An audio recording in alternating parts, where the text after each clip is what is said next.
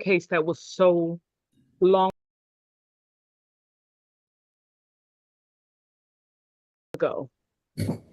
I don't remember if that was from the late 90s or something. Miss Griffin came into the criminal justice system, I think, with one of those original opportunities to sort of change her life, to not end up like this, to get, and this is one of the longest PSIs we've ever had. To see how so much has just spiraled, and alcohol seems to be at the root of almost every single one of these cases. Miss Griffin was in tears when she finally entered the plea on one of the cases in our court, which started in our court, which were driving with a high BAC with her, it was a .284, with her 2-year-old son in the car. I can't.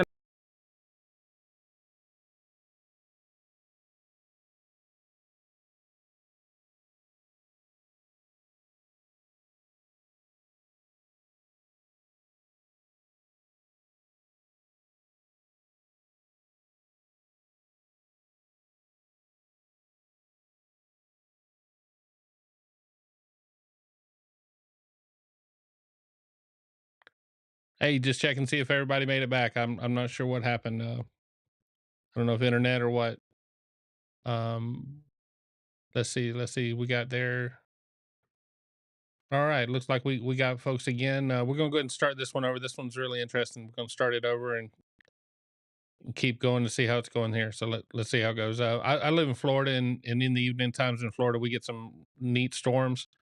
And so I don't know what happened here, but we're gonna try it out and see what we get on this round. All right, let's go for Judge Washington again. Sentencing today on these 1, 2, 3, 4 cases, 3 cases, 4 cases. Wait, let me understand something. I think that's what the problem is. You filed appearances on 3 of these cases. I didn't realize there were 4, Your Honor. I only thought there were 3. Okay. I will be. I can file an appearance on the 4th. Ms. Griffin has retained me to represent her on all these matters. All right. Thank you. All right. Have you had a chance to go over today's day and time schedule for precedents for the sentencing in this particular case? Have you had a chance to go over the report with her? I have, Your Honor. Are you prepared to proceed today? Yes, Judge. Thank you. Any corrections, additions, or deletions to the report? No, Your Honor. All right. Ms. McDuffie? Thank you, Your Honor.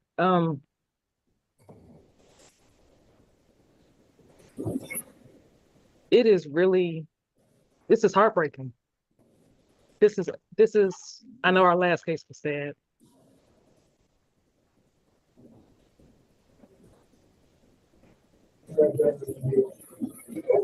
I don't know why I'm getting this worked up about it. It's not even my case. I mean, it's not me. Here's why this is so sad. Miss Griffin, her violation of probation is for a case that was so long ago. I don't remember if that was from the late 90s or something. Miss Griffin came into the criminal justice system, I think, with one of those original opportunities to sort of change her life, to not end up like this, to get, and this is one of the longest PSIs we've ever had. To see how so much has just spiraled, and alcohol seems to be at the root of almost every single one of these cases. Miss Griffin was in tears when she finally entered the plea on one of the cases in our court, which started in our court, which were driving with a high BAC with her, it was a .284, with her 2-year-old son in the car. I can't imagine what was going through her mind then and now. And to just see that she then tried to run away from all her problems, cut multiple tethers off, and just accumulated more and more. And now she's looking at prison time. I don't know what did not happen where Miss Griffin wasn't able to just get a hold of this. And it's not even just this state. What we have here before us today is enough.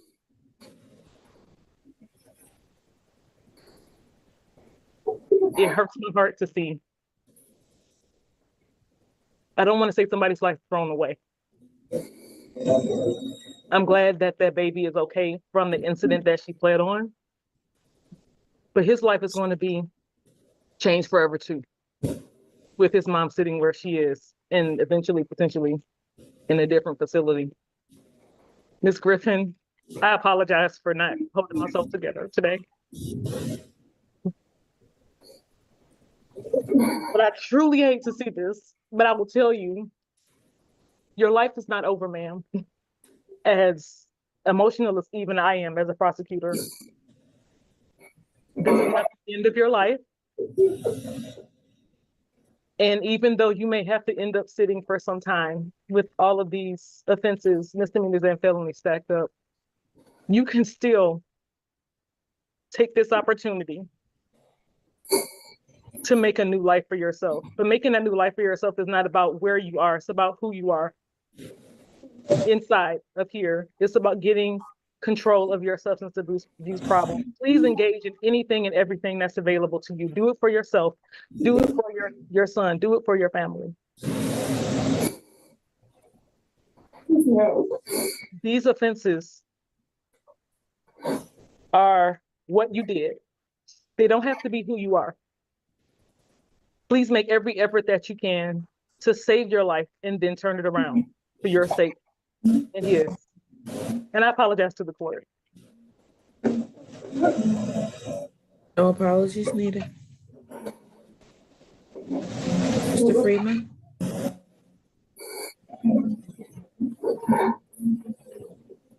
Ms. Griffin, yes. Mr. Freeman, you go first, please. Thank you, Judge. Your Honor, obviously, the assistant prosecutor has said more and knows more about this case than I possibly could. I could only tell the court how I came to be involved in this case. I was contacted by Miss Griffin's husband, who's almost completely disabled because of a severe car accident he was involved in. He's now the sole caregiver for her 4-year-old and 1-year-old child. And he's struggling mightily, physically, to take care of them, getting them to and from school, daycare, their activities, going to his own physical therapy that's necessary on almost a daily basis. This is a very, very difficult situation. And I know this is a very difficult situation for the court. Your Honor, I would just note that this is a probation from 1998. That's the year I graduated high school. No, that's the felony. I know, but that's what she was on tether. Oh, right. She has the OWI also. She has 4 cases. She has OWI and cutting off her tether 2 times. I know. And I think that, and I might be wrong, but the tether was placed based on bond violations for the or probation violations maybe for the 1998 case. I want the court to understand that I do believe that my client, although she's now been sitting in jail since the beginning of June, is in a place now where she can have a more profound understanding of the effect that she's had on her children's lives and on her life. 3 months, albeit it's not 5 years or whatever the recommendation is in circuit court, it's a significant amount of time in jail. I would note that during that period of time, she's been engaged in MRT. She's scheduled to graduate and finish MRT this week. She's also received 3 good time cards. She's doing whatever she can to make use of her time in jail. I spoke to Judge Conlon relative to the circuit court case. I convinced him not to enter a sentencing order or not to sentence her last week when we appeared in front of him, and instead give me the opportunity to plead to you in this court to see if you would possibly consider any situation where you would put her on court supervision. I'm sincerely hoping that you would consider that. I know that there was a recommendation for her to enter into another program in the jail, but I know they also have an intensive inpatient treatment. I don't know if she needs to have private insurance to get into that program, but I would know that I think that my client has, certainly she's an alcoholic, that's clear, and she has severe problems with alcohol. But she also has a diagnosis for bipolar and depression. And I know, Your Honor, this is my first time appearing in front of you, but you undoubtedly know, just by your experience, even just on the bench, that alcohol and mental illness is a major, major issue in the criminal justice system. I'm just saying that I'm hoping that the court will, instead of just telling my client that because of cutting off her tether and ignoring court orders in the past, that she's destined just to go to prison on Judge Conlon's circuit court order. I'm hoping that you don't just give her jail time on this case and let Judge Conlon, or have Judge Conlon with no other choice really than to send her to prison on his case. I'm really, really hoping, and I know Ms. Griffin wants to speak to you on this herself. I don't want to tread too much in what she wants to say, but she's got nothing left but to throw herself at the mercy of the court and to see if the court's willing to give her one more opportunity, because she's had several, to give her any chance at not going to prison, a chance at possibly getting back to her children and helping her husband sometime relatively soon. She's willing to do whatever it takes. And I think she's really honestly at a point. And obviously, I'm not going to speak for her. I want Your Honor to ask her to speak in her own words. But I think she's at a point now where she's really conceding to her issues, both the alcoholism and the mental health. And she's really ready to aggressively approach them and appreciate that they're going to be parts of her life, probably for the rest of her life.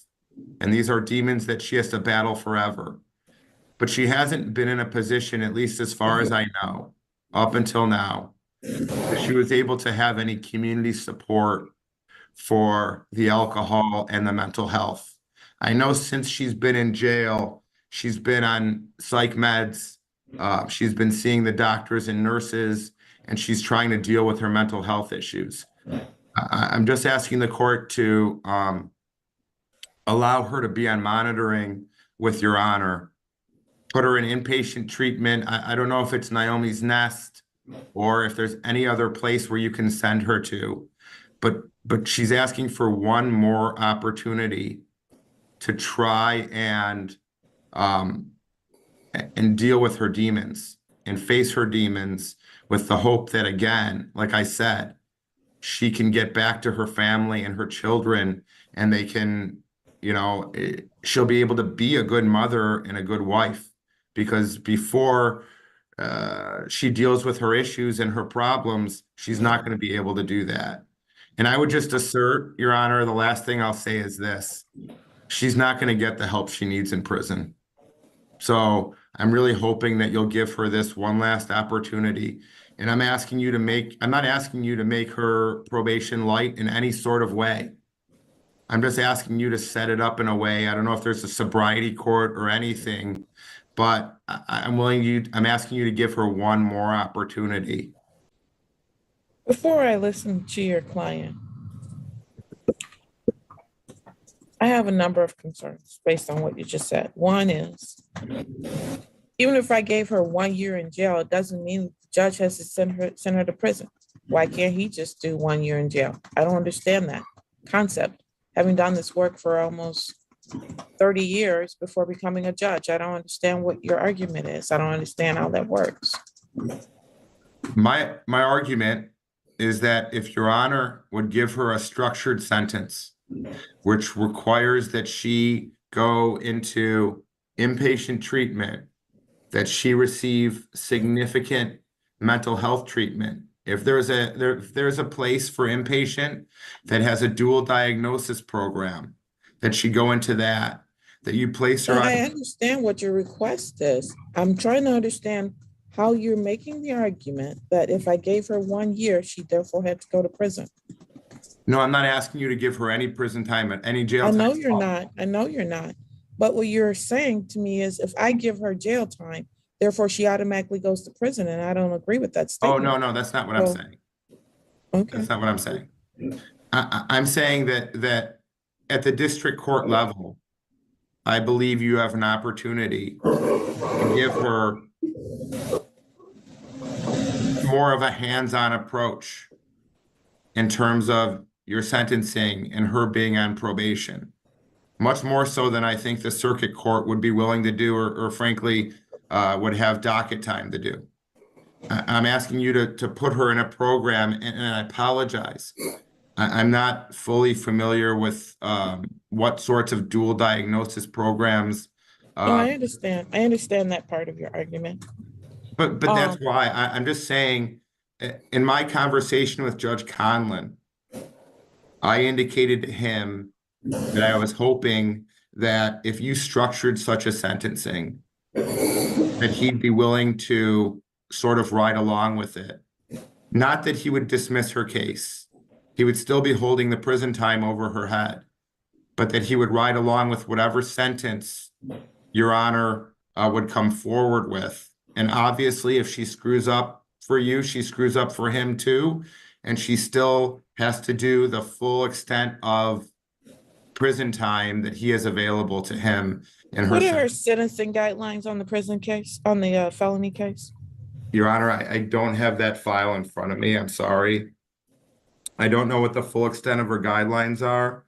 I do know that the recommendation indicated in the pre-sentence report for this case, and I know the probation officer might be able to speak to that better than me, but it was somewhere in the neighborhood of 5 years in prison. I know that's what they said they were going to be recommending, but I wanted to understand the actual guidelines to see what the court's options truly were based on the guidelines. I can tell you that the underlying offense was unlawfully driving away an automobile. The other issue I have, your argument is that essentially I shouldn't punish her for something that she did in the past. I'm not looking at what she did in 1998. I'm looking at what she did in 2022 and 2023. I mean, at those particular points in times when she made those choices, she already had the issues that you're presenting to me today already ongoing.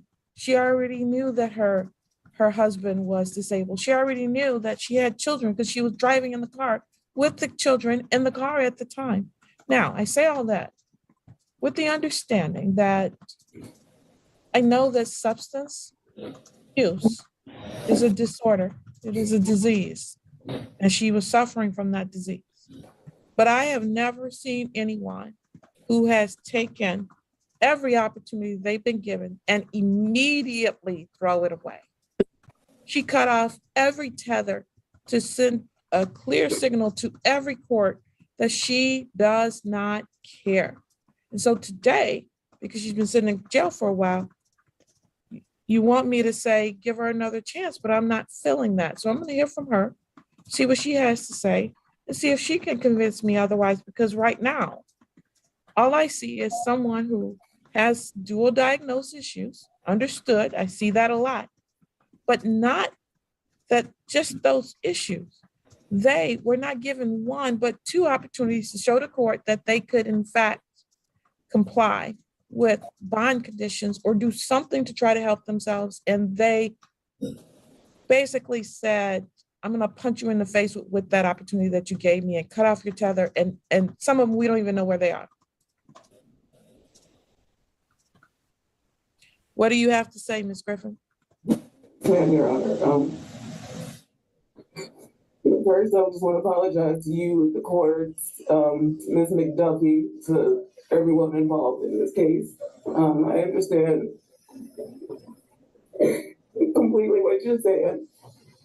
I don't want the court to think I don't have no respect or, I mean, I know the way it looks. I know the way it looks. I really want help, Your Honor. I really want help. I really want help. I've been getting help with my mental illness that I've been suffering with since childhood. I've been getting help with that. I've been clean and school. I didn't catch the last part of what you just said, ma'am.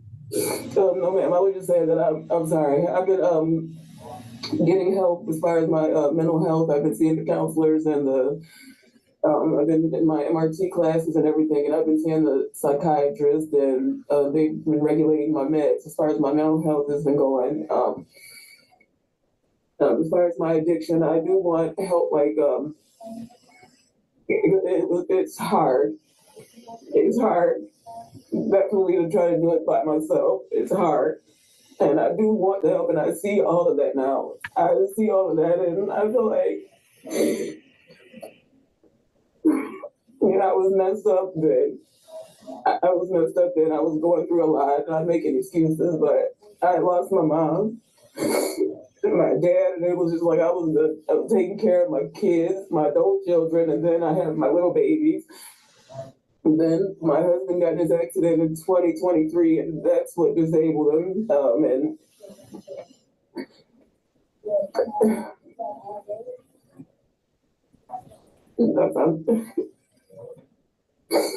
being in jail, I've had to sit and even dealing with the classes. Well, with the classes, I've done a lot of work looking back and evaluating my life and seeing that, I need help. I need help. I do, and I don't want to go to prison. I don't want to be away from my babies. I would have to, I need to be there for them and my husband as well. But I know I need to get myself together as well. I just need another chance. I know how it looks, Your Honor. And I apologize to you and to Judge Conlon and Ms. McDuffie, I'm sorry, the prosecutor, the probation department, and everybody. I just need help. I just need help. I want to be here for my babies. I've been away from them now, and I'm not making no excuse because I probably, it's not a probably. I know I deserve it to, be where I am right now. But I feel like I'm working on it, and I want to work on it. I want to get better, to give my little babies a second chance, to be a better mom to them than I was, even to my adult children. I want to be a better person for myself. And I want to prove to you and to the other judge, to Mr. Conlon, your Judge Conlon, to Ms. McDuffie, to the probation department, to my kids, and even to Mr. Friedman, that, I can do this. I can do this. And I'm ready to change. I didn't have any hope at first. I'm sorry, I don't want to take too much of the court's time. But I do really genuinely, from my heart, apologize, and I beg for mercy from the court. And when you were given the tethers, can you tell me what was going through your mind when you decided you're going to cut those off? Well, ma'am, one of the times I was pregnant and my ankle swelled. At one time I was just completely out of my mind, and I don't know if it was my because I wasn't on my psych meds, and then there was a lot of alcohol and stuff involved, and so But another time it was due to medical reasons, because I do have a seizure disorder and I went in cardiac arrest, and I have heart problems, and then I have swelling. I had a lot of fluid on my body, and yes, ma'am. But the other time, I can't make any excuse for it. I can't. It was just my addiction and my mental health. It definitely was. Yes, ma'am. And I knew the consequences. I know now. I would never,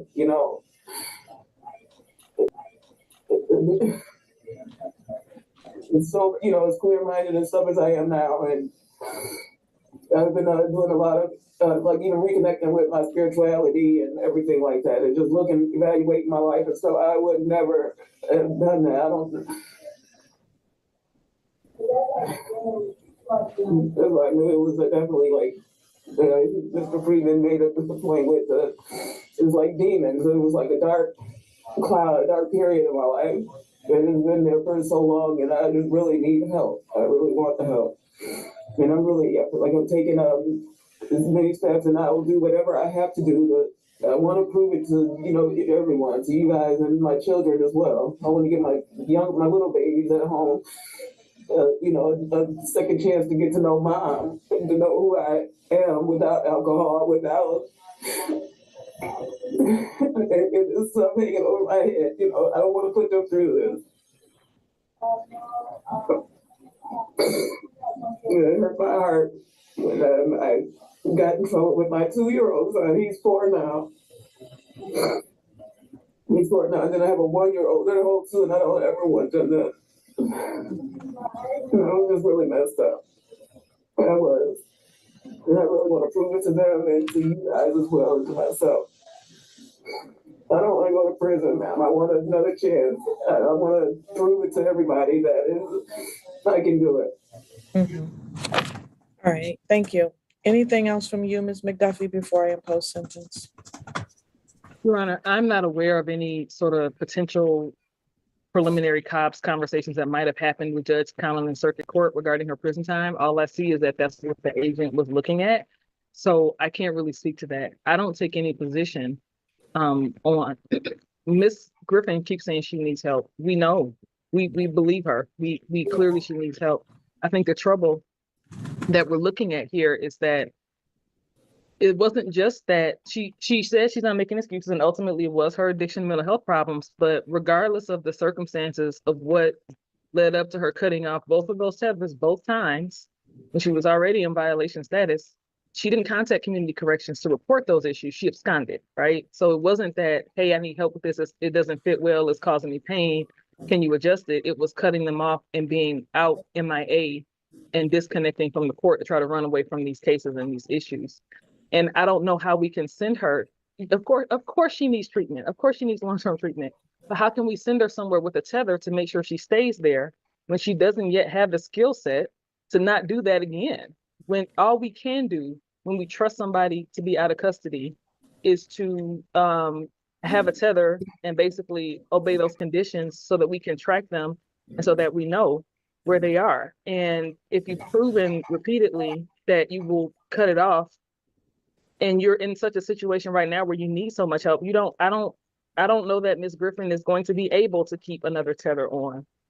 And I don't have these are other offenses in Mississippi and Tennessee, I think. I don't even know what the timing was for those. I'm truly concerned about her absconding again, and that's in or out of state. So I don't disagree with counsel that she clearly needs treatment, but I feel like we're in a difficult position on trying to figure out how to deliver that in a secure way. That's all. All right. So, Mr. Friedman, since the defense gets last, I'll give you one very brief opportunity to respond. I'll be very brief, Your Honor, and I would just say, what's the alternative? Just wash your hands of Ms. Griffin. Judge Conlon does the same. She goes to prison for 5 years, comes back out, receives no treatment whatsoever. I don't see that as being the right result in this case. Again, I would just say to the court, I know she's violated. I know she cut off her tether. I don't think either time she was under court supervision on probation. I think both Was. times. Both times she was on court I supervision. thought that was for bond. No? No, one time for certain she was on probation. Okay. I would just say, if there's anything the court knows of, and the court's going to be more knowledgeable than me, where she can be on tether so the court's at least knows where she is and she's not drinking, and she can be in some sort of significant dual diagnosis program. That's really, really what we'd be asking for. I'm not asking you to be lenient whatsoever with her probation. Any false step and she's done. But I'm just So- asking you to give her that one chance. So this is where I am with this. She's had plenty of opportunities to do probation. I'm not doing probation for her. I don't see that as a viable option because she's shown us time and time again what she will do with that. She has cut off her scram tether on not one, but two separate occasions. And I don't see a way around that. Unfortunately, trust someone when they show you the first time who they are. We didn't do that. We gave her another chance after that. And she did it again. So I've been sitting here as everyone talked to try to figure out, can I come up with something for her that gives her what she needs so that she doesn't do 5 years in prison. And I don't think that it's really going to fall on me anyway. I think that ultimately it's going to be Judge Conlon that's going to decide what he's going to do about her. And I think that the best I can do for her without subjecting this court or any other agency to another significant loss, because those tethers cost so much money, is to allow her to serve her time in jail and release her to a treatment program, which I'll do. And if the probation, and I'm not putting a GPS tether on her because I don't think it's going to matter. If she leaves that, she'll come back and she'll finish serving her time. If that's not significant enough for Judge Conlon to feel she shouldn't go to prison, then that's not significant enough. But that's the best I have for her, so that if she really is truly trying to get her treatment, this will be probably her one and only opportunity to do it if Judge Conlon goes along with it. And if he doesn't, and he sends her to prison, then that's between the two of them. But at this point, I'm not trying to put a tether on her because I don't think it's going to matter. She's shown us that she'll just cut it off and do what she wants to do anyway. I'm going to allow her to be released to an inpatient treatment program that provides dual diagnosis. So she's going to have a couple of hurdles. One is finding a program that does dual diagnosis, and two is seeing if Judge Conlon is willing to go along with that particular program. But I'm not going to have her on probation because she's shown that she has no real desire when she's out to do that. Everyone sitting in jail all of a sudden finds an opportunity for them to be a better person and is going to do better. Based on her behavior while she's out, I don't trust it, and I'm not going to agree to it. And hopefully she'll do what's right for herself and her family. If she doesn't, then she'll end up in prison for a much longer time than 5 to 10. So it is the sentence of this court that in case number 22S00158, she served 90 days in the Washington County Jail, credit for time served. In case number 22S, and the other thing I'm doing for her is this: I don't have to give her credit for time served, because in reality, she's on PR bond on at least 2 of these cases with me. That's the 24 FB 1104 and the 24 FB 1105. So I could technically give her 365 and just make her sit there for the entire time. But I'm not going to do that. I'm going to give her this opportunity, but this is the best I got for her. And if she says she's learned anything, I hope that she acts in that way and that she does what she's supposed to do. 22S00515, 365 days, Washington County Jail, credit for 114 days served. 24 FB 1105, 365 days, credit for 106 served. And 23 FB 1105, 365 days, credit for 102 served. In each of the cases in which she is going to do additional time, she can be released to an inpatient program. Excuse me, Your Honor, you said the 365 days, I would have to do those and then go to the dual diagnosis? No, I didn't, and I'm still saying, so please wait. I'm sorry. To be released to an inpatient program that provides a dual diagnosis for both mental health and substance use disorder. If defendant does not successfully complete that,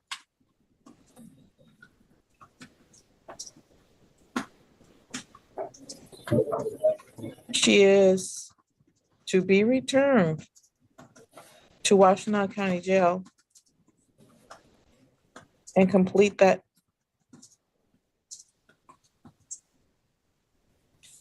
sentence. So, ma'am, what you're going to need to do, and I'm going to do something that I don't normally do, is I'm going to schedule a time to see where you are, because I'm serious. You've been given so many opportunities, and every time you sit in front of one of us, you give us that same story about how you're going to change. That's how you end up being given an opportunity to be on scram and all of that, and you just don't do a thing. You just go back to doing the same thing you do every single time and show us over and over again that you don't mean it. So I'm going to schedule this for December 12th, 2024 at 10 a.m. Counselor, if she gets out and she's completed a program or she's in a program, you need to get me that documentation before that date. Okay. If I haven't heard from you and I haven't heard from her and she's out, I'm going to issue a bench warrant because I'll believe that she hasn't done what she's supposed to do. Because against my better judgment, I'm giving her this opportunity. It's not what you want, but it's the best I got. Okay? We appreciate that, Your Honor. Thank you. Thank you so much, Your Honor. All right, so she won that one. I think she's just a mess, and she's just going to continue messing up, continue going back and forth, back and forth. The only thing they don't talk about on this is what's going on with the kids. You know, that I know their focus is on her, but you know, is in Michigan, do we ever see any courts that are dealing with the kids? You know, where these people go in and out, and kids are never really discussed. I don't know how she can be cutting off both tethers and doing all that and still have a family left for her. But I guess that's her skill. So, friend of mine told me I need to smile more. Well, you put Kathy in the group and I'll smile every time.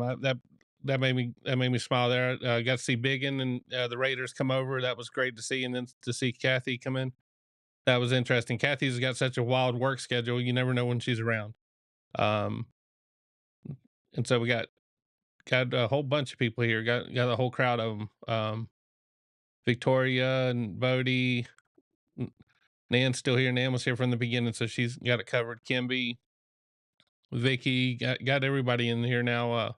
Saw Steve been in here a bit ago. That's Buddy. Beverly, got a pile of people in here. I'm not used to the crowds this big, so let's jump over to Judge West in Texas, and then we'll get set up for Jen at 9. Okay, so Mr. Segur, when you were here and entered your plea of guilty, I asked you some very specific questions about pleading guilty freely and voluntarily, and then pleading guilty because you actually did what they charged you with, and your answers to both of those were yes. The version, however, that of your version that I received here in the pre-sentence report is a little different. It says that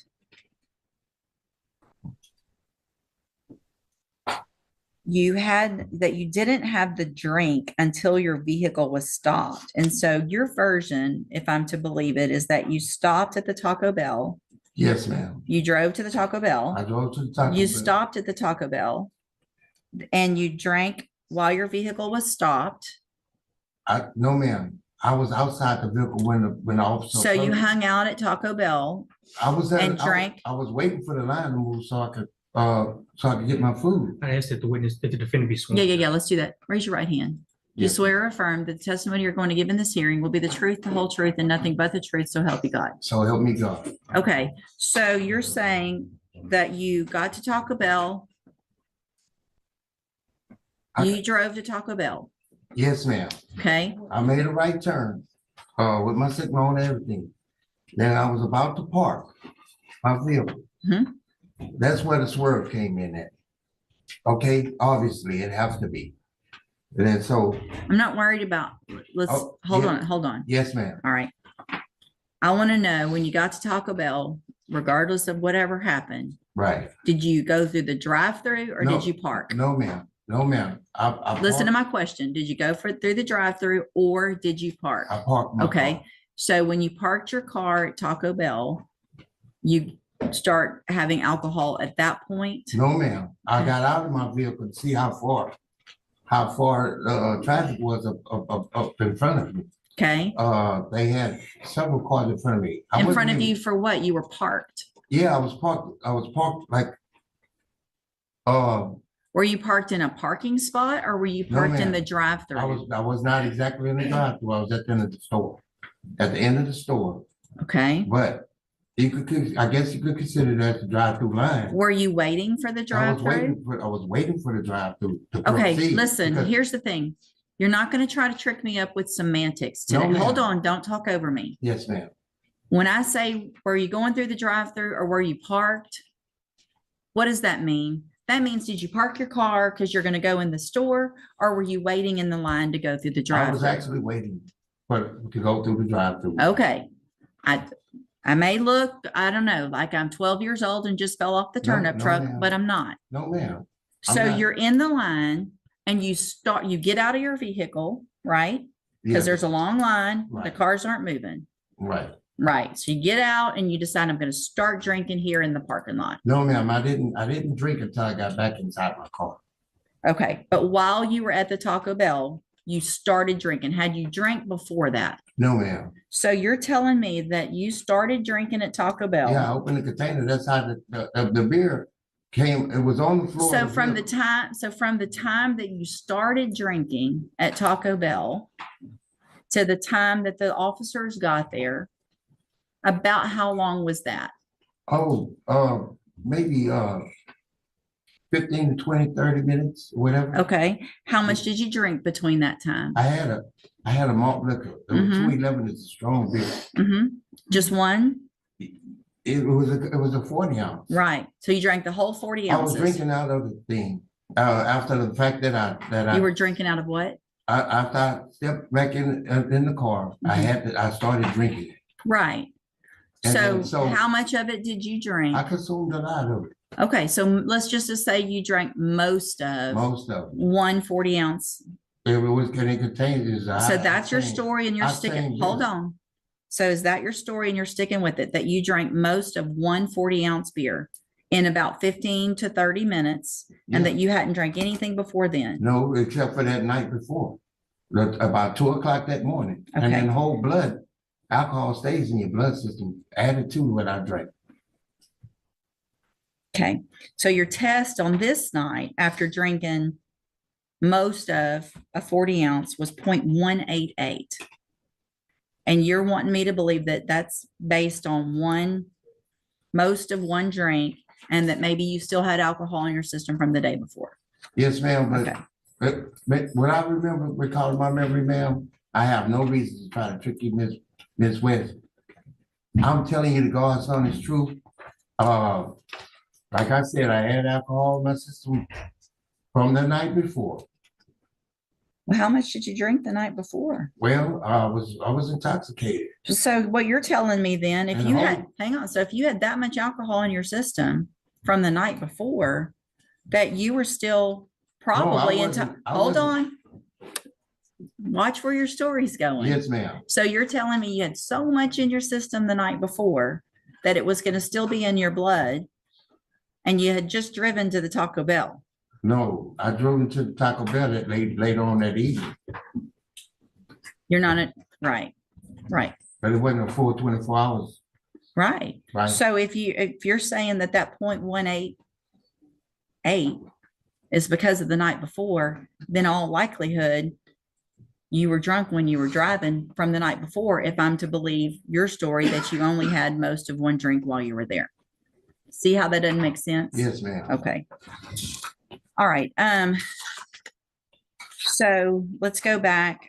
Obviously there's some medium acceptance of responsibility, so we can go forward with the arguments unagreed. Mr. Burbank, I'm sorry, Mr. Coleman, you have a witness? Yes, Your Honor. State Cost Troy Robinson. Mr. Robertson, if you please raise your right hand, sir. Do you swear or affirm the testimony you're going to give in this hearing will be the truth, the whole truth, and nothing but the truth, so help you God? I do. Thank you. You may proceed. Your Honor, the court's familiar with Mr. Robinson and his background, but for Sure. the purpose of the record, Mr. Robinson, you're certified as a fingerprint expert. Isn't that correct? That's correct. How long have you been certified as a fingerprint expert? Almost 6 years now, Testified in court before? multiple times. You've had an opportunity to review some documentation in this case. I have, Did they include prior judgments for the defendant, Mark Anthony Segur? they work. I'm showing you what's been marked as State's Exhibit Number 1. Is State's Exhibit Number 1 a fair and accurate summary of the 20 previous felony judgments that you reviewed in this case? It is. Using your, 20 felony judgments. I apologize, 20 previous prior criminal judgments, including a number of felonies. Correct. Okay, in other words, both misdemeanors and felonies. Yes, sir. And did you use the defendant's admission to at least one of the DWIs that he pled true to that had a print on its judgment to compare to the judgments here that had prints on it? That is correct. And what was your determination? They're the same person. And in addition to the prints that you used to compare and confirm his identity on these judgments, were there also some personal identifying information such as date of birth, SID numbers, and that kind of thing that you used to link to this? Correct. As known as that part. Okay. Your Honor, at this time, I would offer State's Exhibit Number 1, which is a summary of the judgments and the actual judgments themselves that are marked as State's Exhibits 2 through 20. For purposes of the record, tender to defense counsel. Let me just ask, are there any on that list that aren't already on the pre-sentence report? Why are we It's doing been a while both? since I looked at the judge. I did think that there was at least a couple of those judgments. It's been a while since. Mr. Burbank, does your client, I'm gonna, hold on, does your client have any objection or any reason not to, for me not to take judicial notice of the PSI for sure, that those prior offenses listed in there and the ones that are convictions are any way wrong? for the misdemeanors, that's correct. Okay, so what about for the felonies? Are there one or more that are, he contest? It's catch-22, Judge. Okay. Because he's pled not true to them so that you'd have the full range of punishment. Oh, okay, so, Yeah, so So- it's the two felonies that I think are crucial here. all right, so then do you have any objection to the states, was it 1 and 2? Judge, it's, No. State's 1 is a summary. I object And to then- states 1 because I was not given the misdemeanors. Okay, my main concern It's are the the felonies. felonies. And if you have the actual judgments on those, why don't we do that way, even though it might be a little more documentation, Mr. Coleman? If you will go through primarily the felonies would be my concern. Yes, Judge. And, Here's where I'd like to do, Judge. I'd like to admit the summary and just the felonies as a backup, because what I want the court to refer to is the summary. I want to talk about the summary. well, I want to talk about, I've got the pre-sentence report. So I need to know if there's something in the summary that's not in this report. That's what I'm kind of used to looking at. I've already made my notes on it. I've got highlights. So if there's something that's not on that already, let me know. If there is, then obviously I will. So are that there are 19 misdemeanor convictions on the pre-sentence report, and that I've got 8 felony convictions. I think, I don't have 8, Judge. I think that there's at least one of them that was refused. If you refer to the PSI, that first one, that burglary, looks like it was refused. Stop, don't, let us figure it out. Yes, ma'am. So what I show with convictions on the PSI, I've got a 91 possession of a controlled substance. There was a probation that was revoked for 5 TDC. Yes, sir. Got a 96 manufacturing delivery of a controlled substance, 1 year jail.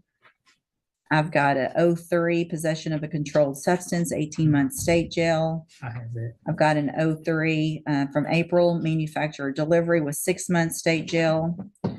I've got a January of 15 obstruction or retaliation, 2 TDC. Yes. I've got at the same date, a harassment of a public servant, 2 TDC. I've got a driving while intoxicated, 3rd or more. Offense date of 11 of 15, 3 TDC.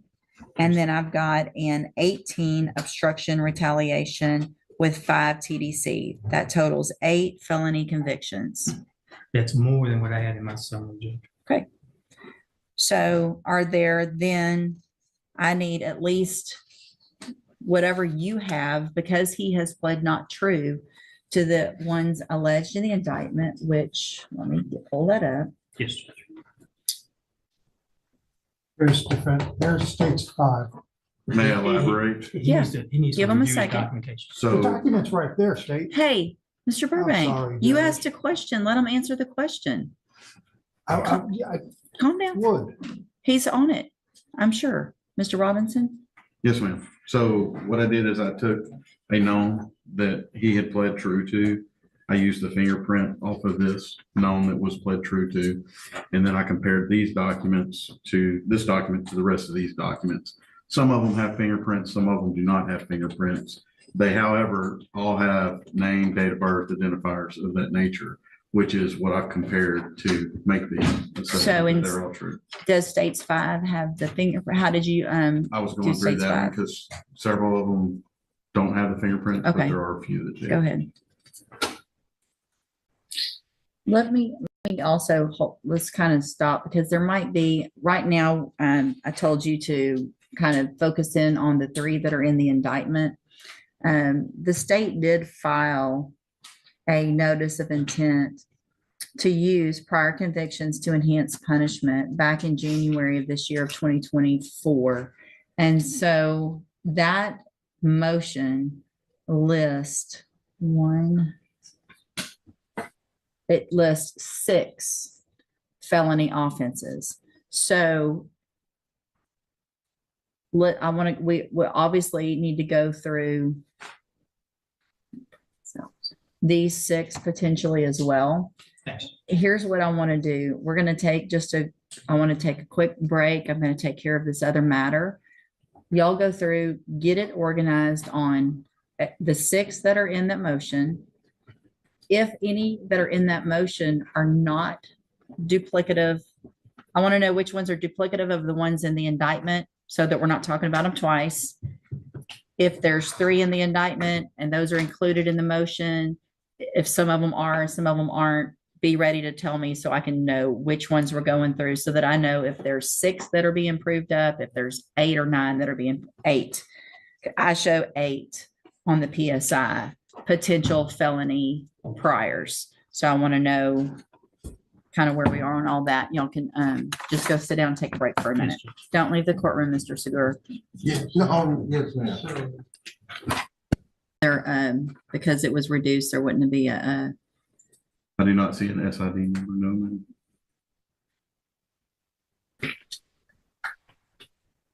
date of birth is correct. Name appears correct. That is correct. Investigator Robinson, is it fair to say that Mark Anthony Segur is a unique name? It's not like we're talking about a Mark Jones, if correct. I don't know any other Mark Anthony Segurs other than the one I've looked at. Put your on the hand paperwork. down. And Mr. Segur, sitting there thinking that me asking these questions is somehow on your side No, ma'am. and making the head nods and all No. the things that are going on, you need to stop because No. it's not helping. Yes, ma'am. No, ma'am. So here's I'm what we're begging for gonna, mercy. hold on. Here's what we're gonna do. Mr. Segur, I want you to remain here in the courtroom. Yes, ma'am. Mr. Coleman, I'm gonna recess this hearing until 1 o'clock. Yes, Judge. When we get back at 1 o'clock during lunch, I need it all ready to go, lined out, whatever. If you want me to take it into consideration, now I've already taken judicial notice of the PSI, but if there are objections that this is not him, then this is what I'm asking you to do, Mr. Burbank. Specifically go through the PSI, or actually specifically go through the second amended notice of intent.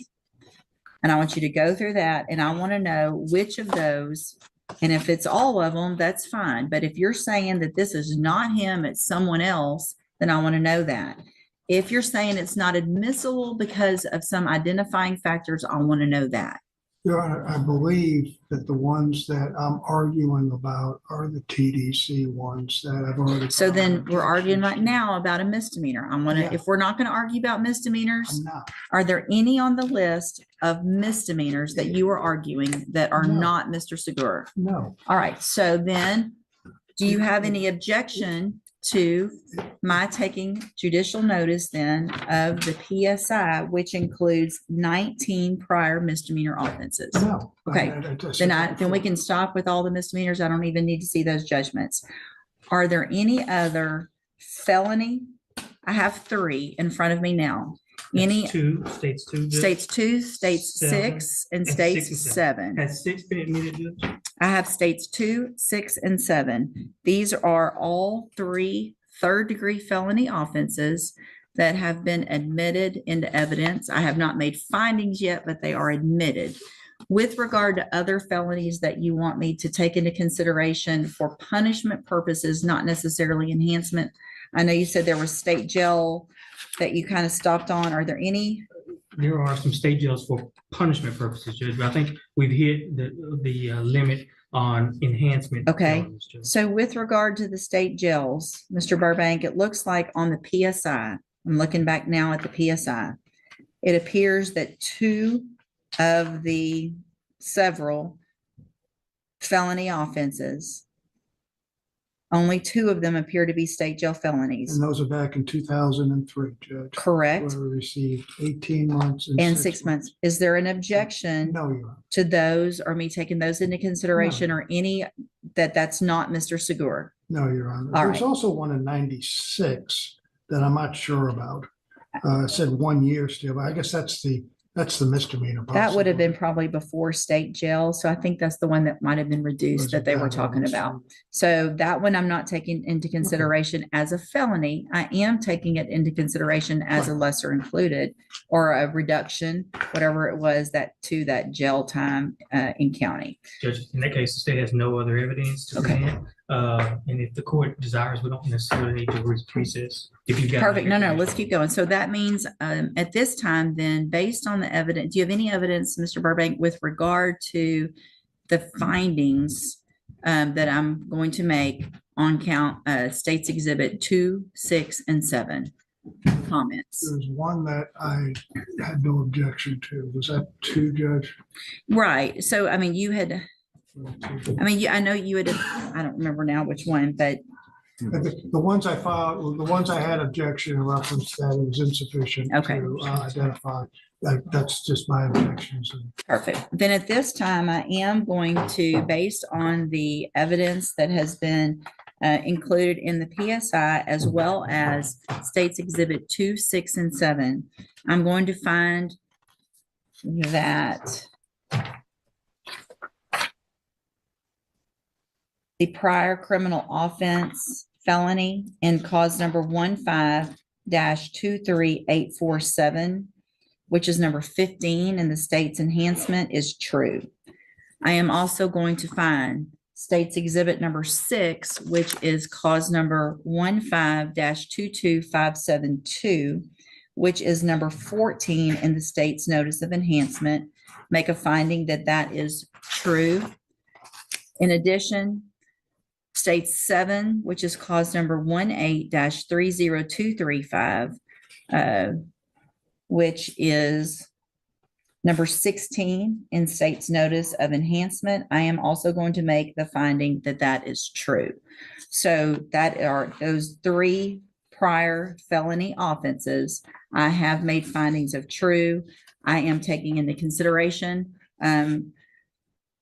all of the other ones with the exception of states number 5, which has not been introduced, but that was, we discussed, which is cause number 60328. I am going to make a finding of not true because I don't have enough evidence in that. It sounds like in that judgment to link Mr. Segur well enough to that offense. Everything else I'm taking notice of for punishment purposes. And I know this is minor, Judge, but does that include the 2096? Let me show you in the PSI, in which he received 1 year before we believe before the state jail. I just said that a minute ago. So in 96, Okay, that's the one. I'm taking notice that that was reduced and is not a felony. So, and what that means is that it appears as though there are this would be maybe the 7th or 8th. All right. So yes, I took judicial notice that that one was reduced from a felony to a misdemeanor back on the conviction date in 97. All right. So Mr. Burbank, you may proceed with argument on sentencing. If I may, I'd like to call my client. Yes, and he's already been sworn in. Thank you, Mr. Robinson. Go ahead, Mr. Segur or Mr. Burbank. We're here today, Mark, to determine what punishment should be in reference to this. Tell the court why. Well, what are you asking for in punishment? Let's start with that one. First of all, Miss Judge Wicks, ma'am, I'm asking for mercy, for forgiveness to begin with. I'm not a bad person. Ms. West, I completed high school. I had 1 semester in college for auto mechanics. I've served for the community. I worked all my life. The kids was out playing. Where have you worked? I worked. I worked for Lil and Willis when I was a kid at the age 15. After that, I graduated and I continued working. I've been working in the plant for over 30 to 40 years. All my life I've been working. How many years? And all different types of jobs all over. Mark, Yeah. how many years did you serve in prison? How many years have you been in prison? First of all, How many years have you been in prison? all together with everything, I done did over 10 years. Okay, and how old are you? I'm 58 years old. 58 years old, and for 10 years, you've been in prison in DWIs and other things. So what mercy are you asking for from this court when you have 19 misdemeanors and 6 or 7 felonies? Why should she consider something less? I mean, give her a reason why. Ms. West, What's changed? I didn't do half of the things that they say I did. Mark, you pled guilty to them, okay? That's Yeah. over with, right? The day for you in reference to court, the day for you to say, I didn't do this is over. You accepted a plea, okay? I mean, let's cut to the chase here, Yes, because she could find the allegations, well, she did, the true and under consideration, and it's 25 to life, yes. okay? And I guess the most you've had up until this point is 5 years, correct? Yes. Okay, so now let's go first to when you were arrested. Were you working? I'm receiving disability. I can't work no more. Okay, what is your disability? I got rheumatoid arthritis. I got prostate problems. My heart is bad. Are you on disability? Yes, sir. Okay, and when were you placed on disability? Like 2020. Okay, so 2020, you're on disability. So while you're on disability, why are you drinking beer 40 ounces at a time? Or drinking the night before to where you're tired? There's no Explain excuse. to it. I just lost my brother. I lost my mother and my father.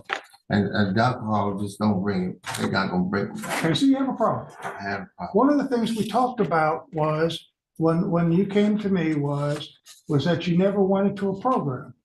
Never. You never went into a drug program? I never had a chance on probation and that. Well, you got. Well, what revoked about when you probation. weren't on probation? What about the times when you weren't in prison? You knew you had a problem and you wanted to stay out of Yeah, prison? well, I got a device since I've been home. What do you? No, what, that's since Oh, you've yes, been in. ma'am. I tried. I'm talking going- about the rest of your life. I'm talking about the times that you got Yes, ma'am. arrested 43 times for public intoxication, 39 traffic offenses, 17 times you didn't appear in court, 5 disorderly conducts, 4 open containers. I mean, these are the ones that aren't even listed on the pages. Yes, ma'am. Pages. Miss West, they have 5 different other marks again. Okay, so you're gonna In the stick with, system. you're gonna stick with that this isn't you. No, ma'am, I'm not making no excuses. I have very much high respect for the Well, officer but- of the law. Okay. Do you Okay. really? You Yes, do? ma'am, I do. So that's the 19 misdemeanors, the assaults, the terroristic threats, the I- trespassings, the 1, 2, 3, 4. This is your 5th DWI, your 2nd felony DWI. By what you need to understand Yes, ma'am. is that by not really taking personal responsibility and making us go through this circus that we've been going through now for an hour and a half of trying to prove that you actually have been convicted of felony offenses Yes, ma'am. when you know darn well that you have, Yes, ma'am. makes no sense to me. Yes, ma'am. Mr. Coleman, I have no questions for this. argument? Just briefly, Judge, you have everything you need, Judge. We're asking that you sentence this defendant to the minimum of 25 years. He put himself in this situation, Judge. If I Go may, ahead. Judge. One of the things in reference to the priors, maybe semi my fault, Judge, because if I did not object to him, to me, it would, and he pled true to him, then it would automatically go to 25 to life without the consideration of full range. He's got a problem, and he spent most of his life in and out, and it's alcohol related. I throw one thing out, Judge, but it is alcohol, and he was in a vehicle, and there is a big risk in this. Is that you place him on 10 years deferred probation, you find true to the allegations, you send him to safety, but if he screws up, he's looking at a minimum of 25 to life if you find those true, so that if he comes back. Here's the problem is that we don't know what happens when he comes back, what the new offensive violation is in reference to this. But I have done it before, Judge, in other courts where you could give him deferred. And I make can't it- give deferred on a driving while intoxicated. Now, we've done that on other types of Yes, you did. offenses, That's right. but I can't do it on Yep, this. That's not an absolutely option. right, Judge. Okay, So, all right, thank you. Yep. Mr. Segur, you're starting with the beginning of this hearing when we were going through the just the nature of the offense. Yes. Starting there, we went down the wrong path. It makes no sense. I don't believe it. It doesn't add up to what your blood alcohol level was.